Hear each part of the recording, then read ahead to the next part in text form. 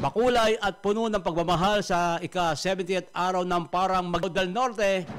Masayang pinagdiwang. Narito ang balita ni Jomar Abdul.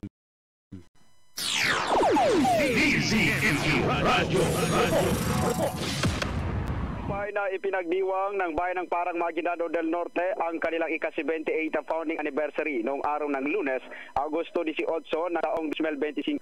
Ang selebrasyon ginanap sa Iranon Palace Grounds at tinaluhan ng mga kilalang opisyal kabilang sina BARM Chief Minister Abdurraouf A. Macacua at Secretary Carlito J. Galvez Jr. ng Presidential Advisor on Peace, Reconciliation and Unity of the Philippines o PAPRO.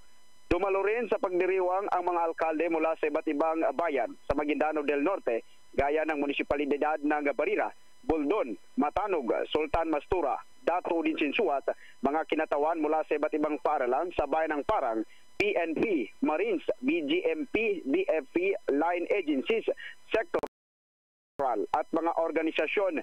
Ang pagdiriwang ay naging matagumpay dahil sa pagtutulungan ng mga opisyal at ang mamamayan ng Pleasant Parang. Ang tema ng ika-78 araw ng Parang ay iba yung pagmamahal at tunay na pagtutulungan. Tagumpay ng lahat tungo sa Pleasant Parang Maguindanao.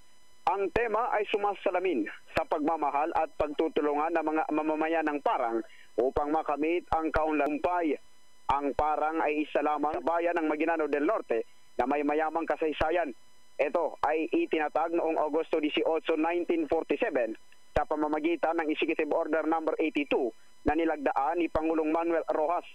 Ang bayan ay may 25 barangay at may populasyon na 102,914 ayon sa census noong 2020. Mula dito sa rehiyon ng Bangsamoro, Jomar Abdul nagulat para sa Target on Air sa DZME 1530, ang Radyo TV. DZME Radyo.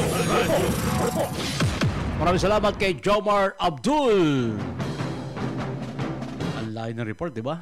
Sa Mindanao yan. Talaga naman. Maganda ka po.